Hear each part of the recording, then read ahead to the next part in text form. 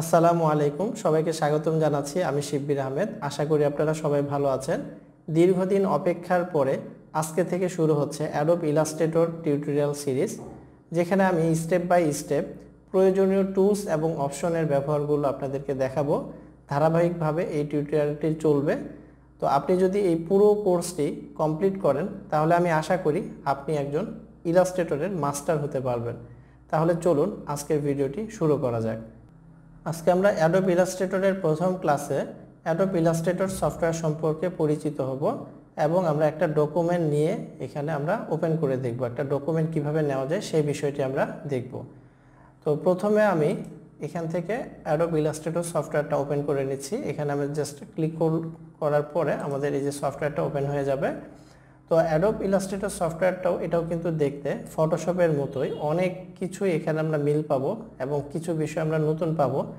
তো বেশিরভাগ ক্ষেত্রে দেখা যাবে যে হ্যাঁ অনেক কিছুই কিন্তু সেম আছে তো এখানে যদি একটু দেখেন যে কন্ট্রোল বার এটা হচ্ছে একদম উপরে যে বারটা এটা হচ্ছে মেনু বার তো এরপরে ভিতরে আরো অনেক কিছু আছে যেহেতু এখনো কোনো ডকুমেন্ট আমরা নেই নাই যার কারণে এখানে এরকম শো করতেছে ইন্টারফেসটা তো এই জায়গাতে মূলত কি আছে এখন আমরা হচ্ছে Adobe Illustrator-এর হোম পেজে আছি এই হোমে হচ্ছে যে এখানে দেখেন start a new file first বেশ কিছু পেজের সাইজ এখানে দেওয়া আছে তো আমরা যদি আমাদের প্রয়োজনীয় সাইজটি এখানে পেয়ে যাই তাহলে এখান থেকে আমরা ওই সাইজটা জাস্ট ক্লিক করলে ওই যে সাইজটা দেওয়া আছে ওই সাইজের একটা পেজ আমরা পেয়ে যাব আর যদি আমাদের রিকোয়ার্ড সাইজটা এখানে না পাই সেক্ষেত্রে আমরা ক্রিয়েট নিউ এখানে ক্লিক করব বা ফাইল থেকে ক্রিয়েট নিউ পাবো সেখানে ক্লিক করলেও এই যে ডকুমেন্টটা এই যে বক্সটা আসছে এইটা চলে আসবে তো এর ভিতরে এই জিনিসটা কিন্তু ফটোশপ যারা ব্যবহার করে আসছেন তারা এটা সম্পর্কে জানেন ফটোশপে একটা ডকুমেন্ট নিতে গেলে এরকম একটা ইন্টারফেস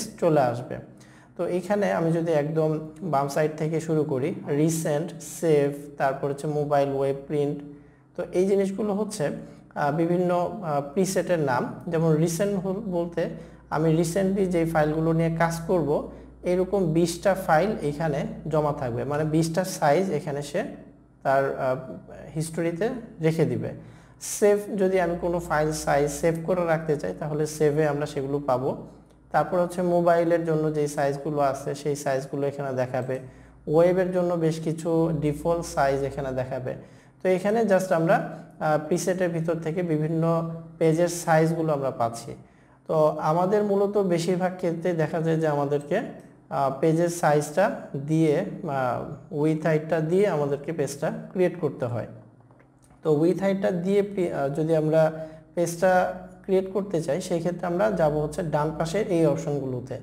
তো এখানে ফার্স্টে যেটা আছে এটা হচ্ছে আমাদের ডকুমেন্টের নাম আমরা এখানে ধরেন ক্লাস 1 দেই যেহেতু আজকে ক্লাস 1 আমি এখানে ক্লাস 1 দিচ্ছি এরপরে উইথ এবং হাইট অর্থাৎ এটার হাইটটা কত হবে এবং উইথটা প্রশস্ত কত হবে তো এটা ডিপেন্ড করবে এখানকার যেই ইউনিটসগুলো আছে এগুলোর উপরে ফটোশপে আমরা এই জিনিসগুলো 7টার মতো পেয়েছিলাম এখানে কিন্তু আরো বেশি আমরা পাচ্ছি তো এটা আপডেট ভার্সন এটার আগের যে ভার্সন ছিল সেগুলোতে এতগুলো ছিল না তো এটা দেখে ভয় পাওয়ার কিছু নাই জাস্ট এগুলো হচ্ছে আপনার ইউনিটসের নামগুলো তো আপনার ক্লায়েন্ট আপনাকে ইউনিটের নামটা বলে দিবে যে আমার সাইজটা হচ্ছে 500 বাই 500 সে তখন বলে দিবে যে এটা হচ্ছে পিক্সেল বা 500 বাই 500 পয়েন্ট বা 500 বাই 500 পিকাস এইভাবে আপনাকে ওই যে সাইজটা বলবে সেই সাইজের সাথে হচ্ছে তার ইউনিটটার নামও সে বলে দিবে তো আপনাকে কি করতে হবে ফার্স্টে হচ্ছে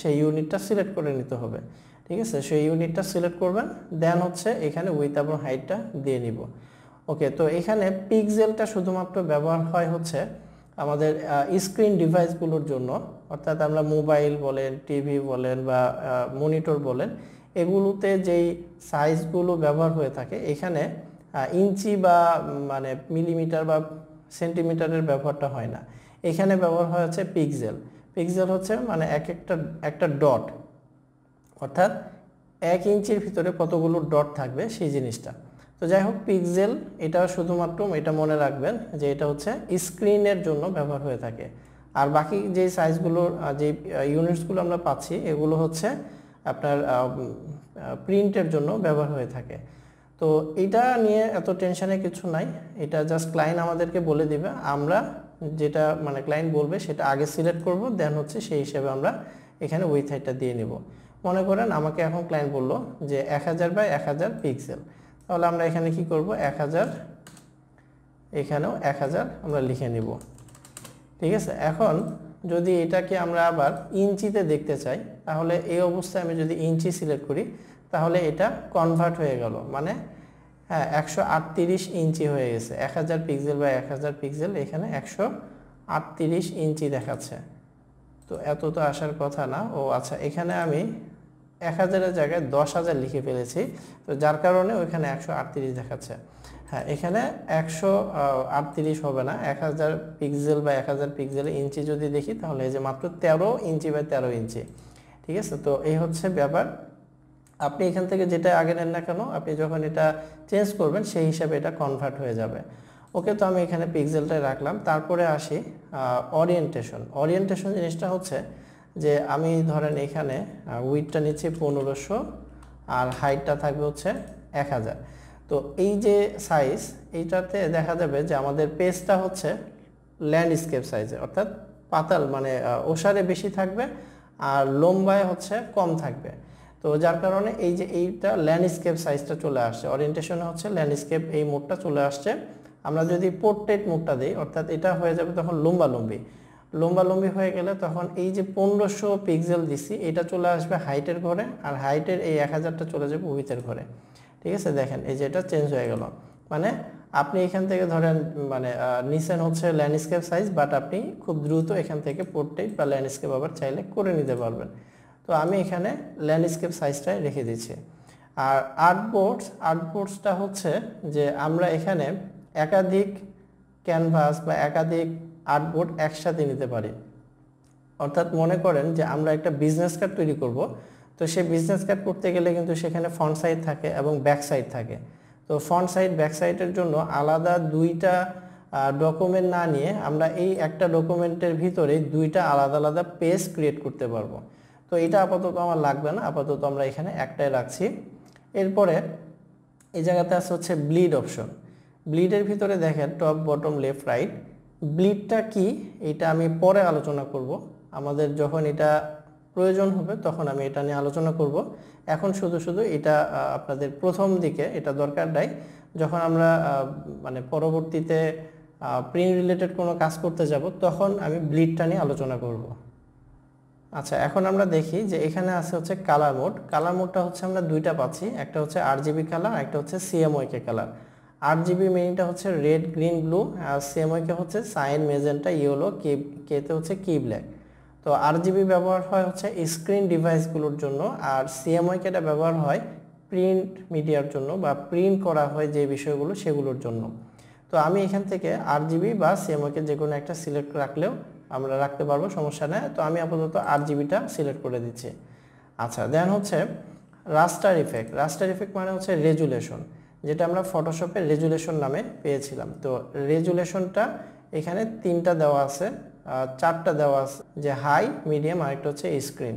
তো স্ক্রিন যেটা 72, অর্থাৎ স্ক্রিন ডিভাইসগুলোর জন্য মানে মোবাইল বা কম্পিউটার ডিভাইসগুলোর জন্য স্ক্রিন বা রেজুলেশনটা ব্যবহার করা হয়েছে 72 ppi। আর প্রিন্টের জন্য মিডিয়াম বা হাই 150 বা 300, এই দুটো আপনি ব্যবহার করতে পারবেন। তো এইখানে আমরা স্ক্রিনের জন্য যেহেতু ব্যবহার করছি এই জায়গাতে আমি 72 দিয়ে দিচ্ছি। আরও যদি আপনি ছোট কোনো স্ক্রিনের জন্য কাজ করেন সেই ক্ষেত্রে হচ্ছে 36 বা 36 ppiটা দিতে পারেন। আচ্ছা, আমি এখানে স্ক্রিনের জন্য 72 এইটা আমি সিলেক্ট করলাম।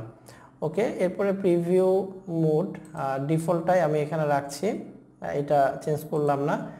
যারা ফটোশপ এর আগে দেখে আসছেন তাদের জন্য এই বিষয়গুলো খুব সহজ, এবং ইলাস্ট্রেটরের এই বিষয়গুলো ফটোশপের সাথে অনেকটা মিল আছে।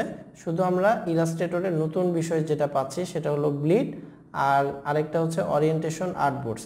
এই দুই তিনটা বিষয় হচ্ছে নতুন, আর ব্লিডটা আমি এখন আলোচনা করলাম না, এটা যখন আমাদের প্রয়োজন হবে তখন আমরা আলোচনা করব ইনশাল্লাহ। তো এখন আমি ক্রিয়েটে ক্লিক করলাম। তো ক্রিয়েটে ক্লিক করার পরে আমাদের যে 1500 এবং হচ্ছে 1000 পিক্সেলের একটা পেজ চলে আসছে। তো আমি এখন যদি একটু দেখাই যে এখানকার যেই বিষয়গুলো আছে ইন্টারফেসের ভিতরে কি কি আছে এগুলো আমরা একটু দেখি। যেমন ফটোশপে আমরা দেখছিলাম যে একদম উপরে হচ্ছে মেনু বার, ফাইল, এডিট, এগুলো হচ্ছে এক একটা মেনু। প্রত্যেকটা মেনুর ভিতরে আবার অনেকগুলো করে অপশন আছে। তো আমরা প্রত্যেকটা অপশন মানে আমাদের প্রয়োজনীয় যে অপশনগুলো আছে সেগুলো আমরা দেখবো ইনশাল্লাহ। আর বাম পাশে আছে হচ্ছে টুলস বার। এই টুলস বারটা এখানে লম্বালম্বিভাবে আছে। আমি যদি এখানে ক্লিক করি তাহলে এইটা পাশাপাশি মানে দুইটা করে এখানে শো করবে।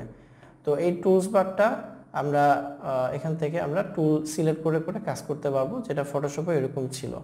আর হচ্ছে ডান দিকে আছে হচ্ছে ফ্লোটিং প্যানেল। এই প্যানেলগুলো থাকবে হচ্ছে এই যে এখানে উইন্ডো মেনু আছে, এই উইন্ডো মেনুর ভিতরে। তো এই উইন্ডো মেনুর ভিতর থেকে আমাদের যখন যে প্যালেটটা বা যে প্যানেলটা প্রয়োজন হবে আমরা সেটা সিলেক্ট করব, সেটা এখানে চলে আসবে। আবার প্রয়োজন না থাকলে আমরা সেটাকে ক্লোজ করে দিব। আর প্যানেলগুলো একটা সুবিধা, মানে ফ্লোটিং প্যানেল যেহেতু, মানে এগুলো ভাসমান প্যানেল, আপনি চাইলে যেখানে ইচ্ছে সেখানে এগুলোকে নিয়ে যেতে পারবেন। আবার প্রয়োজন না থাকলে যেখানে ক্লোজ করে দিলে ওটা চলে যাচ্ছে, আবার নিয়ে আসতে পারবেন। ঠিক আছে, তো এই জিনিসটাও ফটোশপে কিন্তু সেম ছিল। আচ্ছা, এখন আরেকটা বিষয় একটু দেখাই যে আমরা এই যে ডকুমেন্টটা নিলাম, তো এই ডকুমেন্টটা হচ্ছে ফটোশপে এই ডকুমেন্টটাকে বলা হতো ক্যানভাস, আর ইলাস্ট্রেটরে এই ডকুমেন্টটাকে বলা হয় আর্টবোর্ড। তো আমি একটু জুম আউট করে নিচ্ছি, এটা আমি আপনাদেরকে পরের ক্লাসে দেখাবো জুম আউট জুম ইন এই বিষয়টা কিভাবে করা হয়।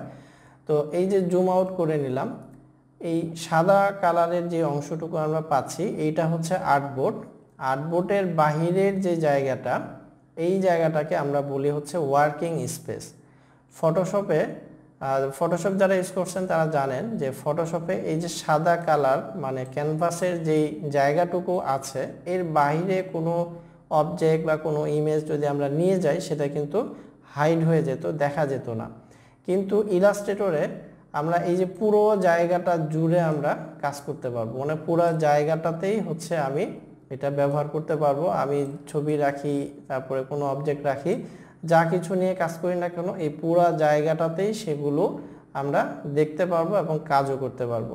তো যার কারণে এইখানে এটারও নাম আছে হচ্ছে, মানে এটার নাম আলাদা করে দেওয়া আছে, বা এটা হচ্ছে ওয়ার্কিং স্পেস নামে পরিচিত, আর এটা হচ্ছে আর্টবোর্ড। তো আমরা ওই যে ডকুমেন্ট নেওয়ার সময় দেখেছিলাম যে আর্টবোর্ড ছিল। তো আমি যদি এখানে 2টা 3টা 4টা এরকম যতগুলো লাগবে ওইখানে অত মানে সেই সংখ্যাটা আমরা দিয়ে যদি ক্রিয়েট করতাম তাহলে এরকম সাইজের অনেকগুলো আর্টবোর্ড পাশাপাশি এগুলো চলে আসতো। তো এই ছিল হচ্ছে আজকের প্রথম ক্লাসের বিষয়টা, যে আমরা অ্যাডোব ইলাস্ট্রেটর সম্পর্কে আমরা একটু পরিচয় হলাম, পাশাপাশি হচ্ছে আমরা একটা ডকুমেন্ট নিয়ে দেখলাম। আরেকটা বিষয় একটু বলি যে অ্যাডোব ইলাস্ট্রেটরে মূলত আমরা কি কি কাজ করতে পারবো। এখানে মূলত হচ্ছে ভেক্টর গ্রাফিক্সের যত কাজ আছে সেই কাজগুলো আমরা করতে পারবো, অর্থাৎ আপনারা বিভিন্ন লোগো কাজ, তারপরে হচ্ছে টি শার্ট ডিজাইন বলেন, বিজনেস কার্ড বলেন, ফ্লায়ার ডিজাইন, মানে প্রিন্ট রিলেটেড যত কাজ আছে এই সমস্ত কাজ আমরা এই অ্যাডোব ইলাস্ট্রেটর সফটওয়্যারের ভিতরে করতে পারি, এবং এই কাজগুলো করার জন্য ইলাস্ট্রেটর সফটওয়্যারটা খুবই সহায়ক বা খুবই হেল্পফুল। হ্যাঁ, এখানে আমরা খুব সহজে এই কাজগুলো আমরা করতে পারবো। তো আশা করি ভিডিওটি ভালো লেগেছে। তো যদি ভিডিওটি ভালো লেগে থাকে তাহলে অবশ্যই লাইক করবেন, এবং আপনার যদি কোনো কিছু জানার থাকে বা কোনো মতামত থাকে বা আরও কি কি বিষয় আপনারা ভিডিও চাচ্ছেন এই বিষয়গুলো যদি জানতে চান তাহলে অবশ্যই কমেন্ট করবেন। এবং আপনাদের ফেসবুকে গ্রুপ একটা করে দেওয়া আছে, আপনারা চাইলে সেই গ্রুপে জয়েন হতে পারেন।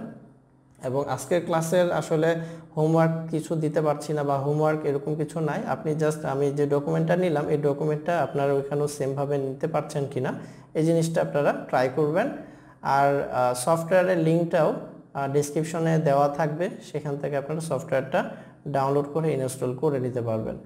আর হচ্ছে পরবর্তীতে আপনারা যখন প্র্যাকটিস করবেন, প্র্যাকটিস করার পরে আপনাদের ফাইলগুলো আমাদের যে গ্রুপটা খোলা হয়েছে আপনাদের জন্য, সেই গ্রুপে আপনারা আপনাদের কাজগুলো পোস্ট করবেন, সেখানে অন্যরা দেখবে, এবং আমিও যদি সময় পাই আমিও দেখে আপনাদেরকে ফিডব্যাক জানাবো ইনশাল্লাহ। তো আজকের মতো এখানে বিদায় নিচ্ছি, সবাই ভালো থাকবেন, আল্লাহ হাফেজ, আসসালামু আলাইকুম।